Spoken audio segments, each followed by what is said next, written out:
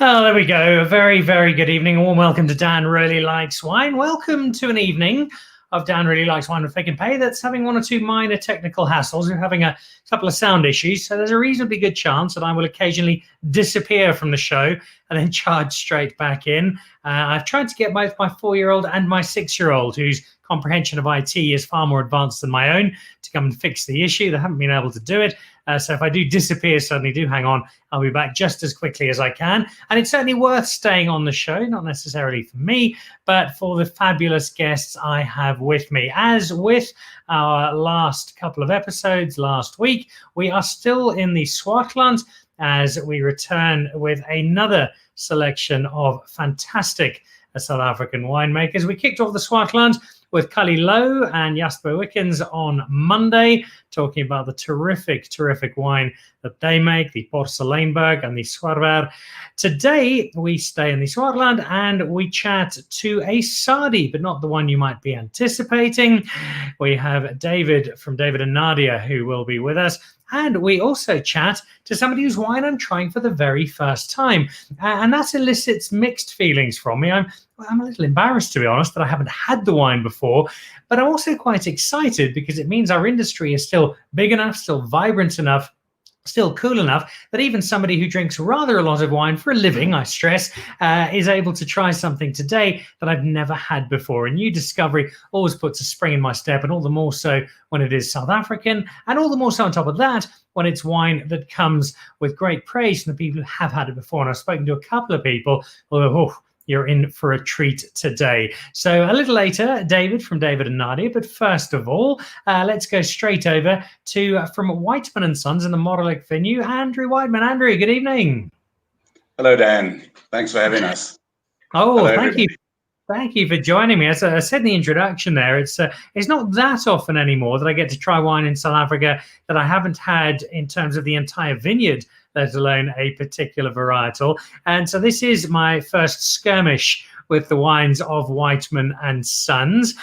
Give us the story. Are you the Wightman in question? Are you one of the Sons in question? How does the brand work? How does it shape up? No, I am the Wightman, and I do have two sons. The one son is involved. He's just finished studying wine making at university last year. Then the other son is an engineer, and he's not involved in the business. All he really does is just drink the wine. He sounds like a man after my own heart. Wightman and Sons, obviously in the Swartland, given that is what we are celebrating at the moment. What is your history, background in wine? How did the brand, the estate, the wine range come about? Yeah, I come from a building background, and how we landed up here was we bought this farm 10 years ago. Unbeknownst to us that we were ever going to make wine. All I knew about wine was how to drink it.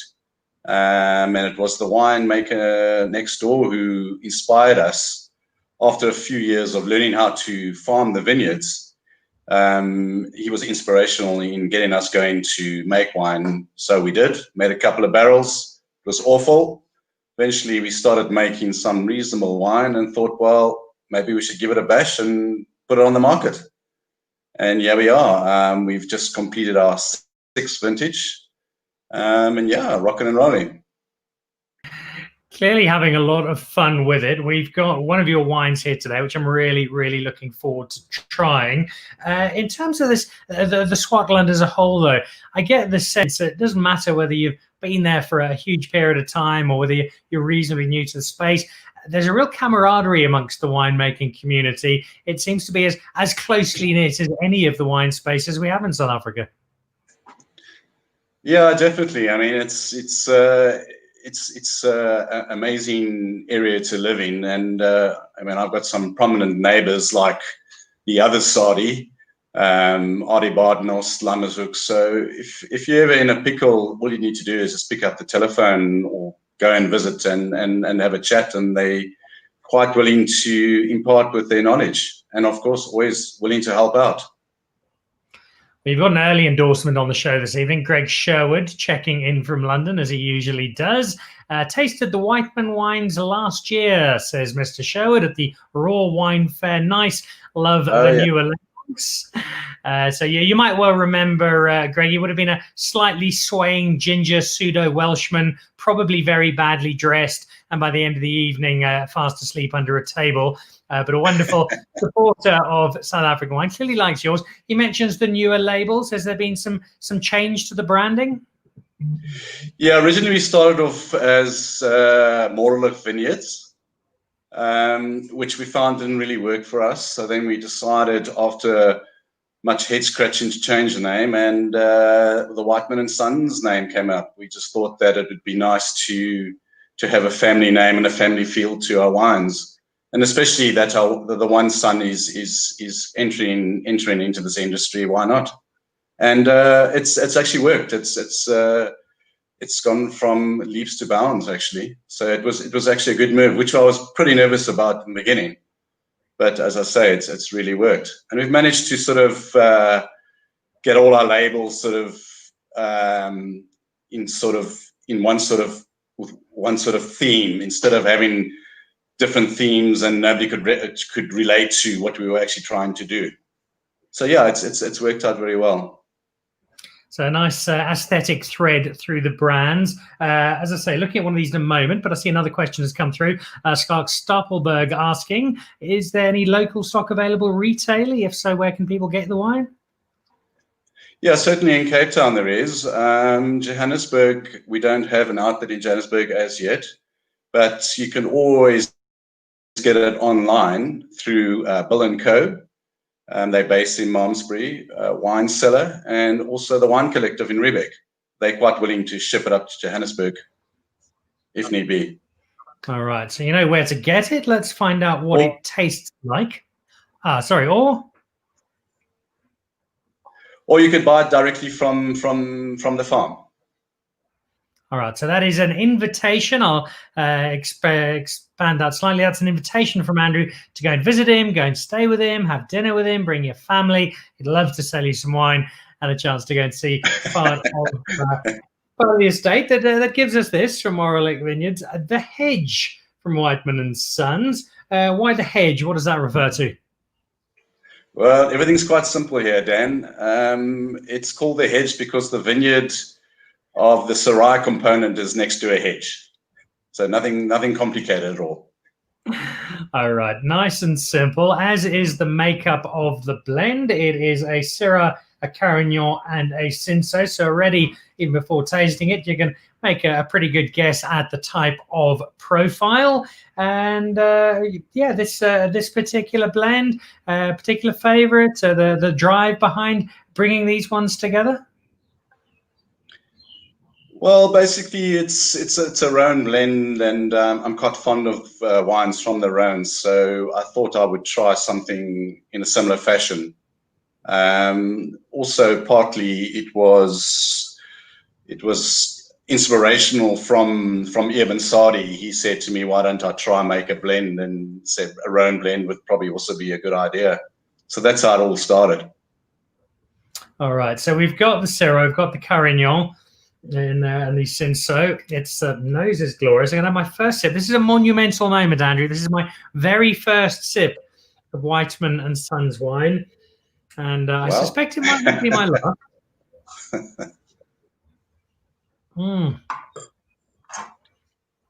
Yeah, this is 2018. So it's been in the bottle for 2 years, and it's for me, it's really come of age. And I reckon it's got another good 5 years to really put itself to the test. We see a fair amount of Syrah. We see a fair amount of Cinsault. Carignan, not a grape we see quite as much of. I'm guessing it is on the farm and it's nothing you bring in. No, it's we grow Carignan on the farm. So the Syrah and the Carignan are from the farm, and the Cinsault is outsourced. Oh, well, it is delightful. I can tell you you're...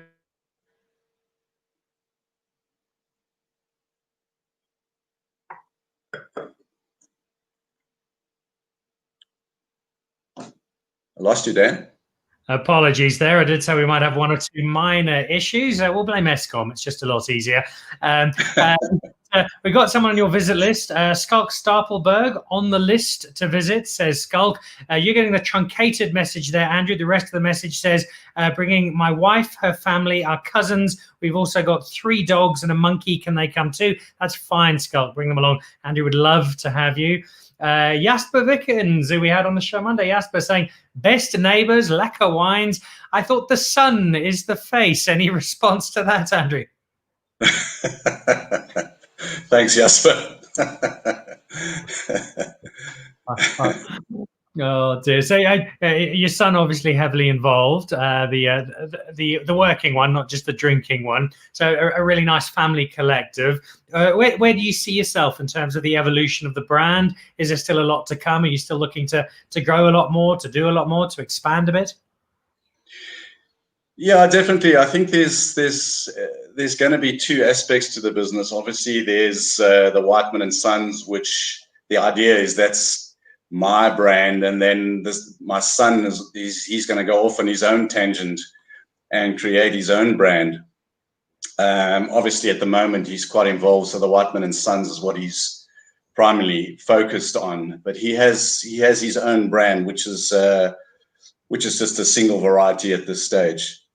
Myself, I think what I'd like to do is maybe get up to around about 20,000 bottles. Be assured that I can sell it, and then basically retire and chill out. That's really what I want to do. Spend more time on the farm. Now, is that 20,000 bottles a year that you're looking to sell, or you want to collect 20,000 bottles and then drink those through the retirement? No. That's 20,000 to sell. I don't think I can drink 20,000 bottles in a year, Dan. I'll introduce you to my friend Ken Forrester. He nails that in about 6 months. We've drunk the Hedge here. There's obviously quite a bit of interest from people watching in your range of wines. What else have we come out to the farm to buy wine, or we're looking at it in a retail space? What else have you got? What are the other highlights of the range? The hedge, and then we've got a skin contact, and then we've got an old bush vine, Shinnin. That's what we call our top tier range. Then our bottom tier range, which is our lifestyle range, is a Syrah, a Cinsault, a Shinnin, and then a white blend. They're obviously in a sort of a different price point, but great wines. As I say, they're lifestyle wines, easy to drink, pleasing, fantastic. Oopsie. I lost you again, Dan. So we're having a lot of fun with our technology today. I was listening intently, but I was slightly distracted because this is drinking delightfully. I really, really like it. It is, as you say, just a 2018, part of that extensive range that you've just run through. It's definitely one I would put on my list. You said about 5 years or so. Have you got some older vintages? When was the first one? What sort of sense have you got of how well this ages? Yeah, this was our second vintage. The 2017 is almost sold out.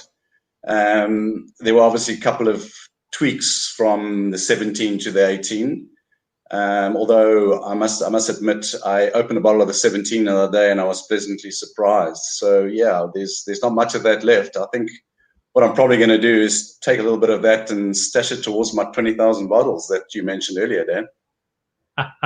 It'll be a fabulous retirement if you do, Keith. I might have to come down and taste one of those too in due course. Intra-provincial travel finally allowed. So if you're in the Cape, Skulk, you can take your family of 17 and go and stay with Andrew. Not quite an inter-provincial travel yet, but when it happens down to the Cape, I certainly come. You mentioned your son's got his wine. Does it have a label yet? Can we look out for that wine yet?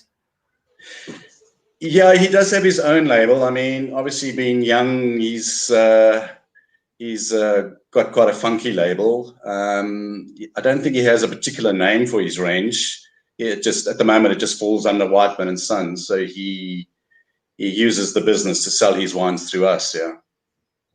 All right. Well, it looks like a family dynasty nicely in the making, being built, which is appropriate given your past trade. If you had the option tomorrow, would you go back to building, or are you happily settled in the wine world, Andrew? I still have a small building business. I'm still pretty much in the building industry. But if I had the choice and things are right, I would probably step out of it tomorrow.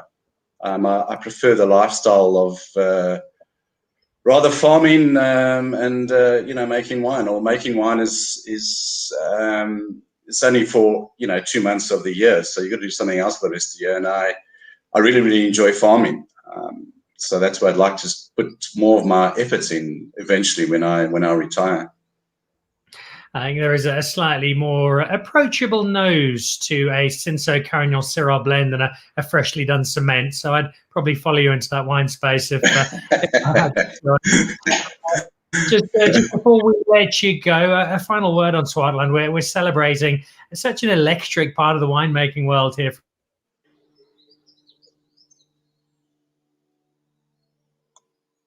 Sorry, Dan, I lost you there again. All right, as we continue with the most annoying broadcast in the history of Dan Really Likes Wine, it's the last time I buy a new MacBook from a pawn shop in Hillbrow. If we look at this area, we're paying tribute to it, and rightly so, because the Swartland has been such a champion for South African wine. Yes, there's the terroir. Yes, there's the climate. Is there something else, something for you that's really special that helps to drive that's Swartland? No longer a revolution. I think we've gone past that. It's very established, but it's something that makes this magic of the Swartland.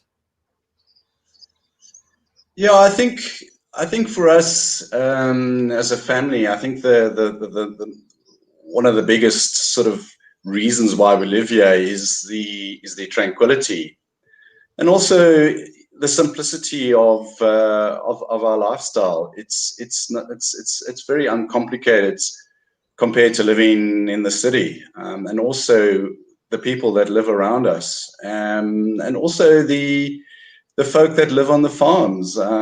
They go back a long way, and they certainly have taught me a hell of a lot, especially about farming. And it's interesting. And when you divulge into their history and where they come from and what they stand for, it's amazing, and that's what I enjoy about it. It's when I go into the city, I just can't wait to get back home, and my head buzzes when I go into the city. When I get home, I can just forget about all the stresses and strains that happen in the city.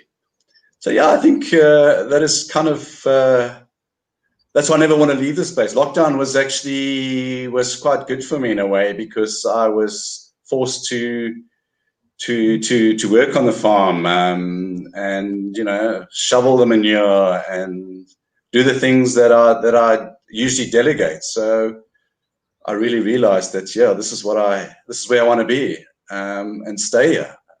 There's enough to do around here to keep me occupied for a while to come. Yes. You are looking at Andrew Wightman, a contented man who's found a very happy space in life. Just for point of clarity, when he refers to going into the city and the buzz of the city, he does, of course, mean Malmesbury, which can get quite frantic. I think they're now up to 4 or 5 cars during rush hour at times, and then back to the solitude of the farm. Andrew, thank you so much for introducing me to a brand I'm very sorry I haven't encountered before, but I'm going to go out of my way to add some more Wightman Sons to my cellar. It's terribly short of at the moment, so as soon as I can start purchasing, you'll be top of my list.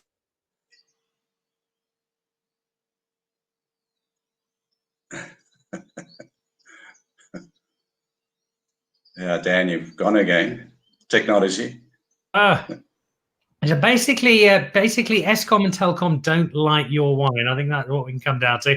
But what I was saying, it's been a delight trying out the Hedge. I'm looking forward to getting some more, and I don't think this particular bottle is going to last too much longer. But it's been great getting to know you a little, getting to know your wine. So, Andrew, thank you very much for joining me on Dan Really Likes Wine. Yeah, Dan, thank you very much for the opportunity, and thanks to everybody watching. Go well. Enjoy. There we go. Andrew Wightman, the Wightman in Wightman Sons. One of them makes wine, the other drinks wine. Sounds like a pretty good combination. And Andrew will be opening up his home as Skalk Stapelberg and friends drop by to get hold of plenty of wine. So the first half of our Swartland tribute, again, if you are watching, we're having one or two minor sound issues today, so I do disappear on occasion. My apologies for that. Let's hope not too often during the second part. Andrew Wightman, our first guest. The second guest is one half of a brand that's somewhere between cult status and an all-round superstar, just for making really terrific wine. And in a blur of rock stars that is the Swartland Winemaking Collective, these guys are right up at the top. One of them is Nadia. I have it on good authority. She does most of the work, makes most of the wine, is the real power behind the operation, but is a very enthusiastic assistant who I believe is good at carrying heavy things and helping out when stuff needs to be moved. We have the David part of David and Nadia. Hello, David Sadie. Good evening. Welcome. Good afternoon, Dan, and thanks for hosting and for having me. Really appreciate it. Yeah, Nadia is the better part of definitely the most prettier part of the picture. So yeah, it's a big privilege for us to be involved. Oh, let's get the question that you probably get a million times a year out the way.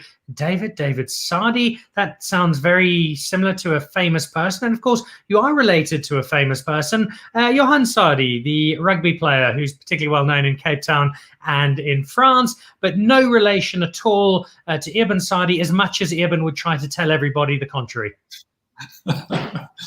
Yeah, so my brother is... obviously, he stole my rugby dream as well, because I was also quite ambitious to play rugby professionally. But I got a big neck injury in my third year. So Johan is fortunate to be able to play in France. He's got a 1.5-year-old daughter, happily married, and really appreciating Europe.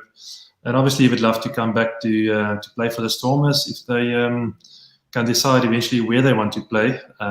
Sadly, to not see the Newland Stadium as part of the future plans. But yeah, it's definitely part of the plans for the next year or two to come back home. He's been playing abroad for about 5 years, so he's been enjoying it. Yeah, my family, the Sadie family, the original Sadie came in from Germany.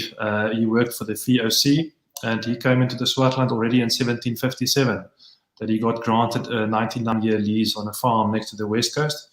And that's where the very first Sadie came into our country. And so, yeah, I grew up. I was born in this region, and it's where my family has been ever since. And it's also the region that we returned to, because I worked abroad. I worked in Stellenbosch for a couple of producers, and then eventually to Tilburg at Saronsberg. I had great experience there. And then I went on to make wines for Limburg, and they also allowed us to make our own wines. So we started in 2010/11, and it was amazing to be able to work in Tilburg, to learn to travel again while working for Saronsberg to France. And in 2013, we decided to resign. At that stage, we were both working for other entities. Nadia was in the environmental industry, doing a lot of like sustainability audits for Woolworths, also for vineyards and for farming industries in terms of soil analysis, sustainable farming practices, cellar audits in terms of sustainability. So in 2013, basically, I resigned and we both moved back. At that stage, we had a 2-month-old baby and a dog and some wine, and we moved back and we set up space in the Paardenburg. So Jasper Wiekens is my neighbor on the one side, Arie Baardnot on the other side. And it was up to 2016, actually the end of 15, that Nadia worked as well for other people before she resigned. And 2016, we were both 100% committed and involved. Yeah, fortunate enough to be in the Paardenburg. We lease a property called Paardenbosch, which is owned by great people that allows us to rent the cellar. We've restored it with their help in 2014, and we're leasing the vineyards as well. So it's a big privilege. It's mostly old vine Chenin, some Pinotage and old Semillon. And then we also farm a property in Riebeek Kasteel, northeast facing. It's Grenache that we also planted with the farmers in 2016. And then obviously involved as much as we can with other properties across the region. Our focus is 100% on one appellation, so it's 100% Swartland. We don't own property yet. We would love to buy. I think Andrew is very fortunate. He's on his farm. There's some beautiful old vineyard, Claret Blanche, that we've been working with since 2013. So it's been an amazing journey as well, also to learn from him and his approach to farming being more organic. So it's special to be in the mountain, the camaraderie, everyone involved in that aspect. What's the dynamic like? We see that you're not the only winemaking couple. There are a rather well-known duo called Chris and Andrea, who are not too far from you. The Molyneux, you've then got David and Nadia. I know making wife with my...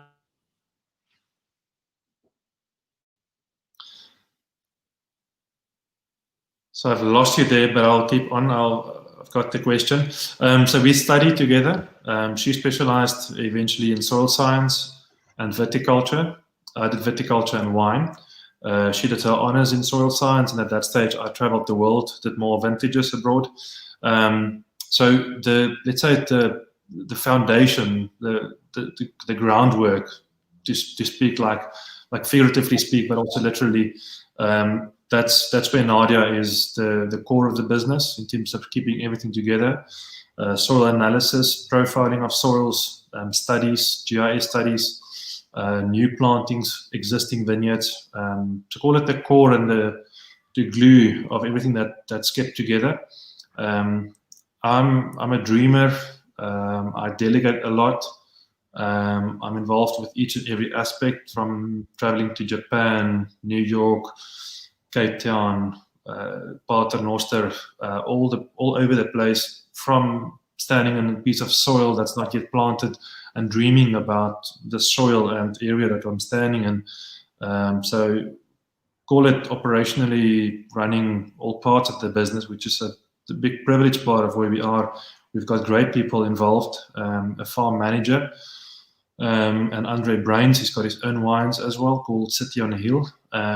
And he's in our cellar, he's helping us with our wines, and he's also making his own project. And then we've got a great team. So it's a privilege. It's not easy as it sounds, it is. So that's the dynamic. And also Nadia is primarily working from home as well.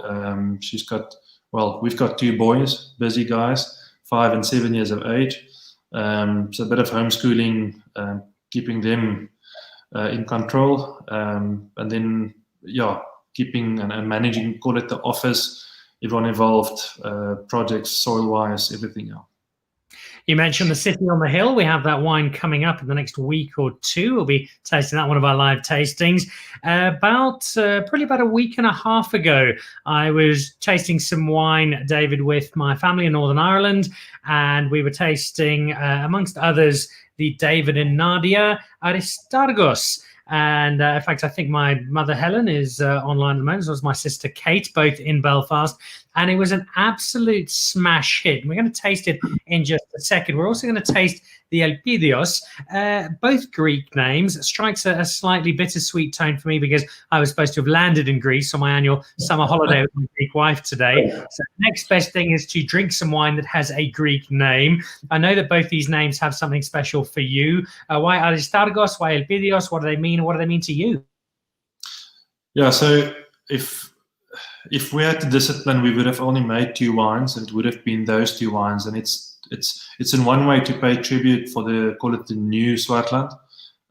If you think of Badennost, family wines, Molyneux, Sadie family, and for us at that stage, more relevantly, Lamazhouk, the roulette, the blends that they were making, those were inspirational wines for us, and they were also drawing us back to this region. So we were making blends before we were making any other, let's say, single varietal wines.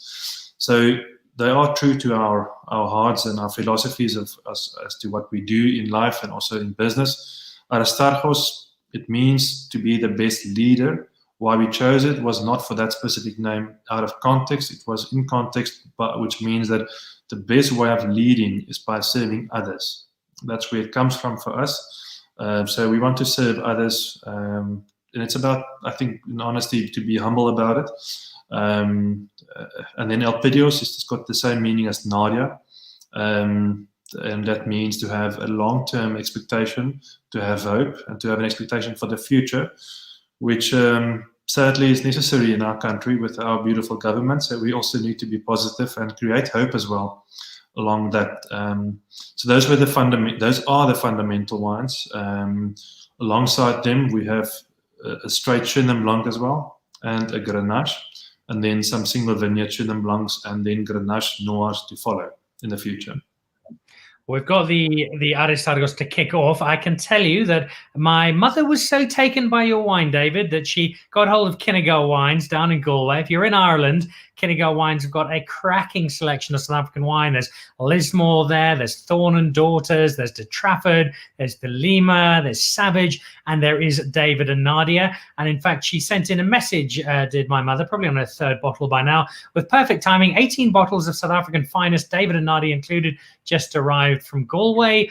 And I can see my little sister Kate responding, save some for your favorite child, please. Well, I'm not sure when I'll be there, but in the interim, you can give some to Kate. Let's have a taste of this David and Nadia Aristarchos. It is a quite exquisite wine. It's just so multi-layered, so multifaceted, such beautiful flavors. Give us the David and Nadia guide to the Aristarchos. Thanks. It's always Chenin-based blend. If it's a Chenin-based blend, it was the original design of this wine. 2010 already, it was more than 50% Chenin. So the core of this wine is it's old vines focused. It's Chenin Blanc focused, and it's granite soils. It's specifically Paardeberg soils focused.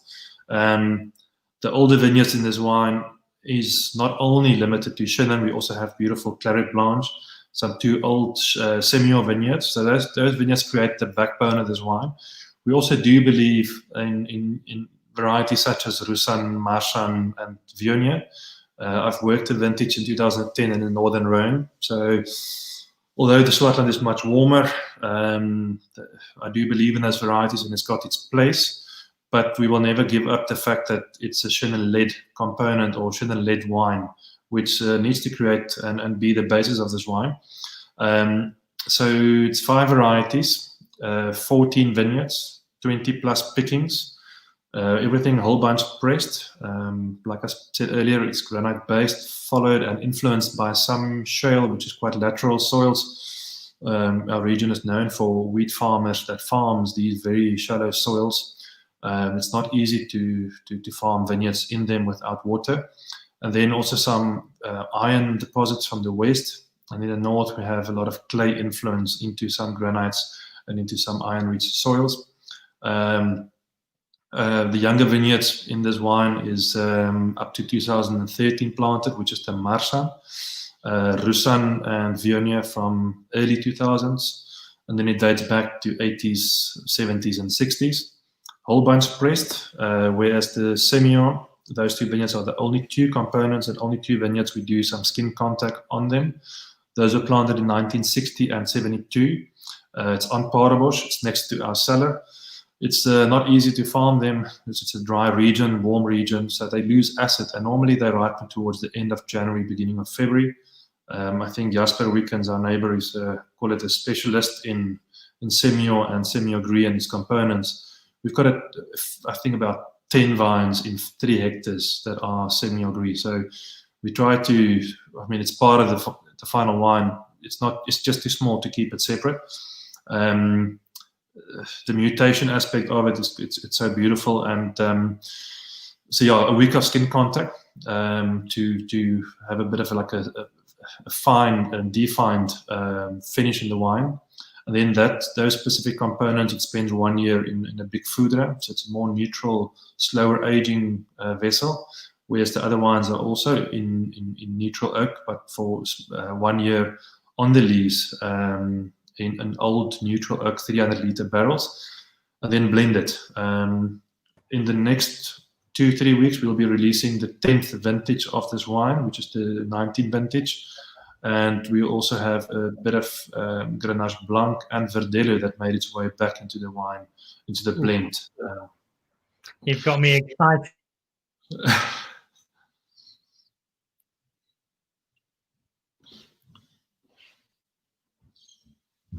So we've lost Dan again. We might as well go on. I think. There we go.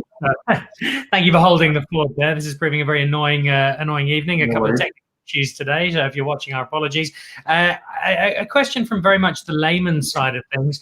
You've got this amazing wine. If you look at the makeup of the 2018, there is 2% Marsanne. Now, most people look at that and think, well, that's negligible. Why go to the bother of putting in 2% Marsanne? It's obviously there for a reason. Why does such a small amount of such a particular varietal have an impact on a wine like this? So in the Swartland, we farm predominantly with bush vines, and regardless of the variety, the style of farming, or call it the canopy, is quite exposed, and the more exposed canopy we have, the more exposed canopies we have, our wines can be, the region's wines in dryland context, in heat waves, picked in or around the heat wave. The wines can be quite rich and quite big, alcoholic, which is not a problem. The challenge of that is how it ages, and we've seen some vintages where on the aromatic variety side, which is on the Roussanne, the Viognier and Marsanne side of things, those wines can age well, but in a warm climate, open bush vines without water, they tend to become quite rich and almost very short and like almost oily, sweet, rich in style. And for that argument, we try to restrain, especially the drier vintages that we've bottled in the last 3-4 years, the total amount of, let's say, neutral varieties being Chenin Blanc, Claret Blanche, and Semillon. Those are 70% plus minus of this final wine. It's always a granite-based wine, which in this context is important to state because some of the other soils are expressing itself in quite in a rich way, and with very aromatic varieties such as Roussanne, Marsanne, and Viognier. In previous vintages, 13, 14, 15, we've had higher percentages of those vineyards included. But since 17, we've been tapering it a little bit because at the end of the day, it's not about the amount of wine I've got in the cellar, but it's about the best possible blend. And the difference between 2 and 4% or even 3% might be that this wine might be perceived as too rich 5 years down the line. So it's difficult to look into the crystal ball in the future and say that 2% versus 3% is going to have a big impact. But we also need to make sure that we have a very focused, detailed approach to what we do. And even if it means that to exclude a barrel, then it is what it is. The other part of the story is that the amount of Marsanne and Roussanne in the Swartland is very, very small. It's limited quantities. There's a young and very much new varieties in our region. So it's not that we have a plethora of old Roussannes and Marsanne standing around. So I remember 18, I didn't bottle everything of the Marsanne. And at that stage, I felt that the best possible wine was, let's say, in theory, 2%, because adding a drop more would have made this wine in that vintage too rich. So that's the short and the long. It's a fascinating putting together of a puzzle that is completely beyond me in terms of the execution, but the idea of it just has so much romance and so much fun to it, and we're putting a bit of this and a bit of that, and the alchemy that works around it. I can tell you got loads of fans. Kate Sherry just saying that wine with some big heart eyes. Some kind words from Sean Terry. Dan, you add that extra that make this such a pleasure to watch. By extra, I think he means really cool winemakers such as David and Andrew. And then a question before we move on to the Elpidios and the Red. A question from the aforementioned Greg Sherwood, written in a thick Afrikaans Welsh accent. Loved the new edition Platbos Chenin. How is the 2019 looking? So we started in 2014 with bottling some single vineyards separately. And then 18, we decided to bottle and to release 100% focused, 100% pure granite focused single vineyard Chenin. So that adds up to 3. The 19s I'm releasing in 2 weeks' time, and we'll be showing that to some tasters tomorrow. It's sadly virtually that we are tasting these wines at the moment because we can't get our wines out. We're releasing our wines with Quay Domains in 2 weeks' time, and at the moment we can't get our wines out to them to taste. But it is what it is. So we're trying to slowly but surely introduce these wines. 19s, we've seen slightly lower pH levels and slightly higher acid levels, and the blood bowl shows that. And I'm very, very happy. The production in 18 was 1,200 bottles, and in 19 we managed to get it up to 2,000 bottles that we will be releasing in 2 weeks' time. So we are very exciting about that, and yeah, I'm happy as is. All right, look out for those if you're in the UK at Planet Sherwood, or Hanford Wines as it is otherwise known.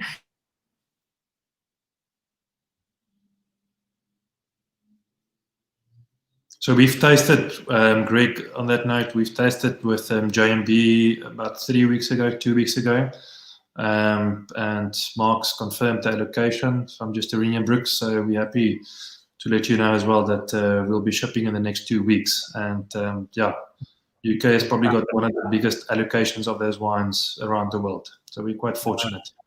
Well, hopefully some going to Kinnegar Wines as well with my family in Ireland. And then when I can go and visit for Christmas in 2027, I'll be able to drink more bottle-aged wine by then. All right, so that is the Aristargos, which if you missed it earlier, Aristargos is a Greek word which means blindingly good Chenin-based South African white blend.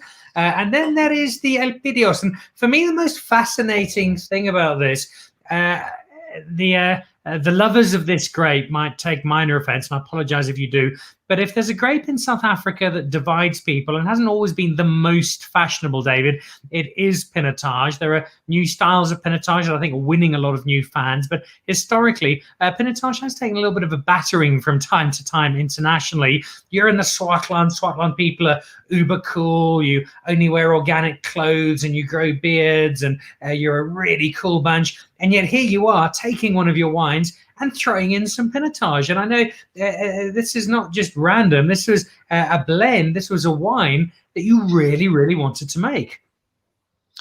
Yeah, so we actually also make a straight Pinotage, and we started with that project in 2014 to bottle a straight single variety Pinotage. I worked in Tilburg. I think we've got some time to make up, so I'm going to tell the story anyway. So I worked in Tilburg, and I worked at Limburg with a lot of Pinotage, and also in a warm climate with Pinot Noir. So I understand something of the grape, which requires, in my opinion, colder climate and more of a diurnal shift day-night in temperature-wise. But something that stands for Pinot is that it remains quite an elegant grape. And if I look at Cinsault, because I also work with a lot of Cinsault, and if I look at Pinot Noir in a warm context, then in my opinion, we decided for ourselves that the Pinotage we make is going to be in a certain style that we believe resembles the Swartland, and it resembles the northern slope, which is quite a warm slope in the Paardeberg.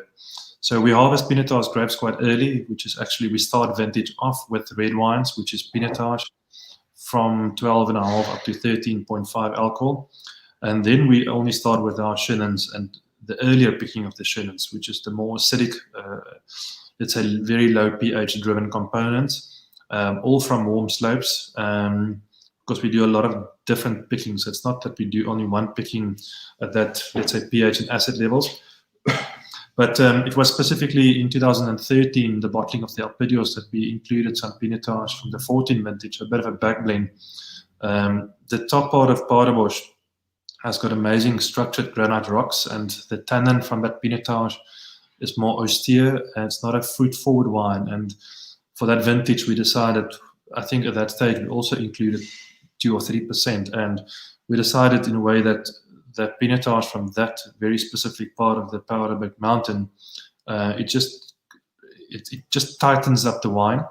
And ever since, we've increased the volume and the percentage of Pinotage, and we will never make this Cape blend in terms of a by definition, which is between 30 up to 70%. But I believe in Pinotage in terms of for what it stands. It's an earlier ripener, so we are able to harvest these grapes before the heat waves comes, which is actually a very good thing in terms of pH and acids. Pinotage does have its, let's say, Cinsault parent qualities in terms of slightly ridiculously high pH some vintages and low acid levels. So to be able to harvest something before the heat waves comes, we are able to retain good acid on that. And I also believe in the way that Pinotage matures. So yeah, that's the Pinotage part of it. This is the 17 vintage, which is also the very first vintage where this wine is actually Grenache led. Historically, up to now, it's been Syrah for most years, and then 15 and 16 was Carignan led. And 17 for the very first time, we decided, because obviously working with Grenache from 2011, we decided eventually that although the Swartland is known for Syrah, and rightfully so, we decided not to be, let's say, upstream, but just our preference in terms of reacting to droughts and the way we rely and we bank on Chenin Blanc on the white side. We decided we would rather rely 100% on a variety such as Grenache, which is suited to dry areas. It's a strong, vigorous grower. So we've moved into that direction, and it's basically, we're so obsessed with the grape that eventually we would like to release some single vineyard Grenache Noir bottlings as well. You mentioned that it's Grenache led, only just, there's 1% difference. So it's a very narrow victory for the Grenache. This is the El Pidios from 2017. And it's not dissimilar, broadly speaking, to what we tasted from Andrew in terms of a Rhone style. And I do love it. And I get the sense, I often think of the...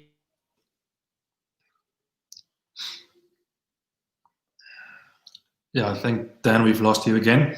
So, yeah, it's let's say a theoretical war. It's not a war, but a first place that Grenache took in. It came from historically being less than 15% up to being more than 30%. So we've seen a little bit of style shift from 14, 15, 16, 17, but I think we had to go through that, and we also had to be honest about what we want to do. And in 15 and then specifically 16 with the big heats and the heat waves that came in, the lack of rainfall, we at that stage we saw how much Carignan, Cinsault, Grenache as, let's say, Mediterranean varieties meant for us in the region. So that's why we moved over to those varieties, and eventually we decided to consolidate and make sure that we've got two varieties, which is Chenin Blanc and Grenache Noir, that everything is focused on and the basis of. Is it fair to say, from a completely objective South African point of departure, that much as the Hemelanada Valley is an improved version of Burgundy, so the Swartland is able to take Rhone, and not in its entirety, but there are many Rhone blends that come out of the Swartland that take what they make in France and just lift it up another level or two, and show the French how to really perfect that type of wine? Yeah, it's difficult to be biased in that way. Obviously, we've got amazing inspirational wines that we buy yearly, being blends. I've been buying the last 5 years more Grenache-led blends than anything else. But I do buy a fair amount of good Syrah as an example as well. I've also worked in a Syrah-dominated region in the northern part of France, or in the Rhone. So obviously, I mean, for each and every entity, or each and every producer, you've got your icons and producers that you aspire to. And I think that's in one way why we do a Mediterranean white blend based on Chenin Blanc, but also in the Swartland context to add Semillon to that. And the Semillon we produce is definitely not cold region, high acid driven Semillon. So that's why we do some skin contact on the Semillon. On the red side, including some Pinotage. So we do have this African feel to what we do.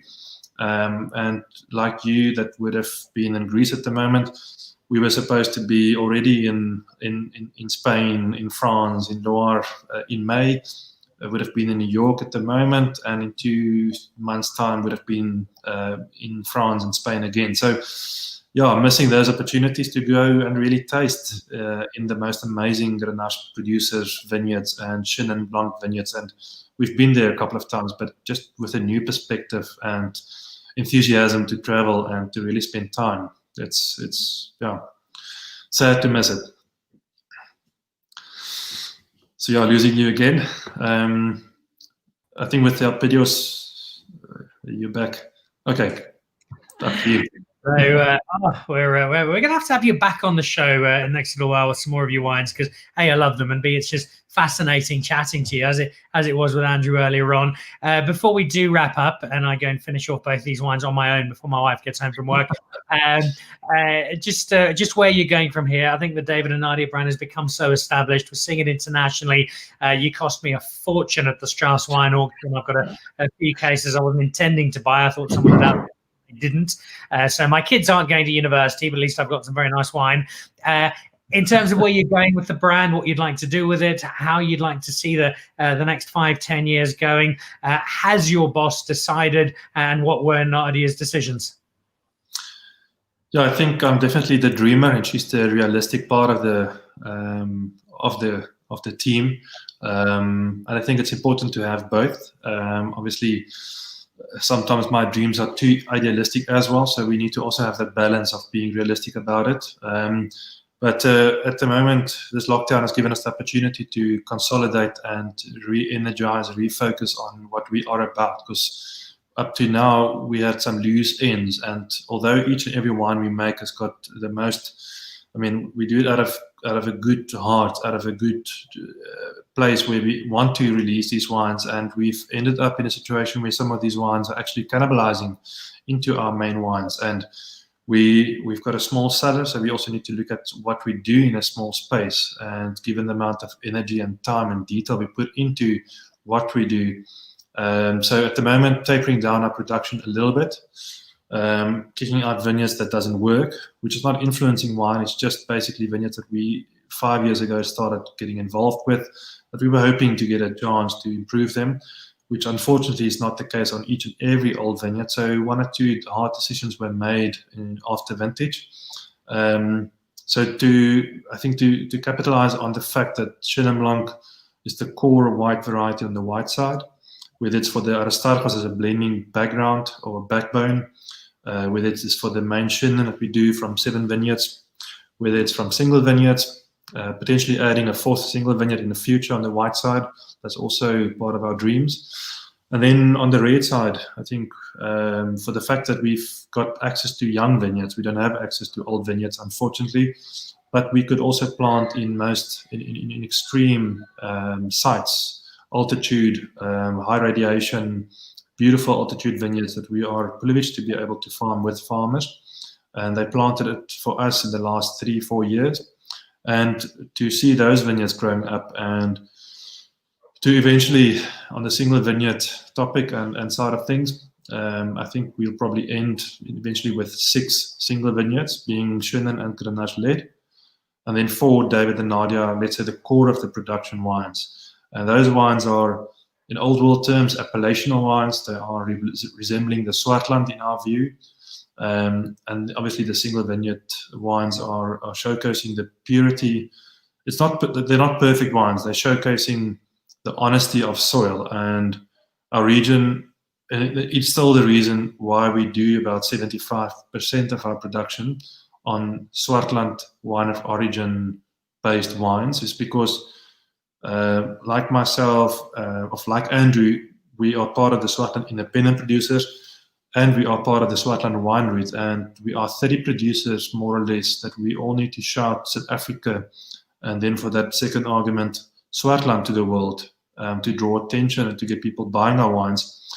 Whereas if each and every entity basically were shouting their own names first, you would distract everything. So the collaboration within our region and within the Cape is, I think that's something special about the last 10 years, and that remains the core focus of what we do, is to embrace a geographical region, which is the Swartland in our context, and then to have those, let's say, more specific bottlings, obviously limited volumes, but to have those bottlings that, in my opinion, is also showcasing in one region that got to know, or that we all got to know for blends, because the blends works well for different soil types, different varieties, but the single vineyards also shows something of not the perfect one, but that honesty of bottling, let's say, pure clay-driven, iron-rich soils, which is much richer in style than, let's say, the Platbos, which is a much more linear, tighter,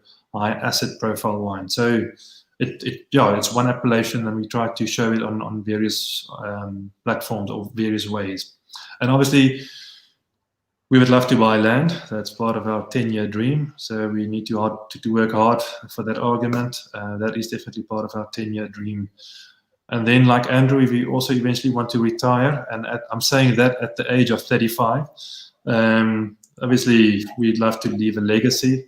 We're creating and setting up for and planting vineyards for the future. And if our boys wants to take over and want to get involved, it will be an amazing privilege.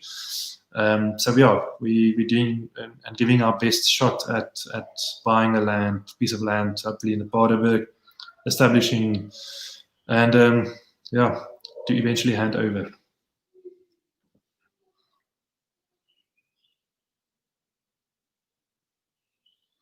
Dan. So there we go. I think we're gonna call it a day there with a note of hope.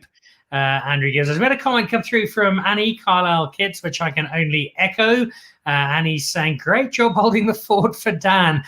This could well be David really likes wine. Again, my apologies. We've had a couple of technical issues today, but David has shown himself to not only be a majestic winemaker, but also an incredibly good co-anchor of a wine show when the host dips out technologically. We've had some digital hiccups, but nonetheless, some wonderful conversations. David, thank you so much for being with us today. Thank you for providing such brilliant wine here and around the world, as you've seen, not just my family over in Ireland, people all over the world enjoying, celebrating, reveling in the wine that you make. Well, mostly that Nadia makes, but you help her to make, and it's cracking stuff. So thank you for it. Thank you also for giving us a snapshot of what is to come. It's been an absolute delight spending some time with you. I'll be down to spend some time in the Swartland as soon as logistics allow. But in the meantime, just a real pleasure to be with you today. So thank you. Thanks, Dan, and thanks for everyone that tuned in and that supports us around this globe. We really appreciate it.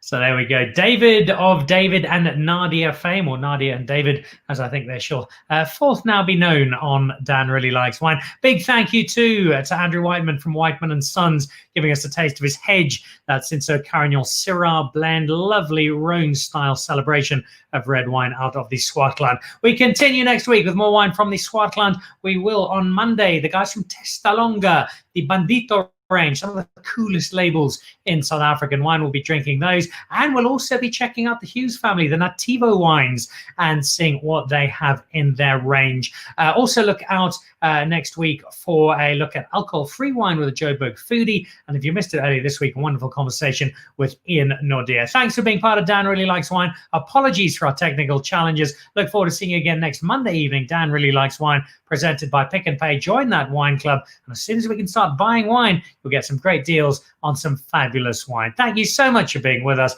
We'll see you again next week. Goodbye.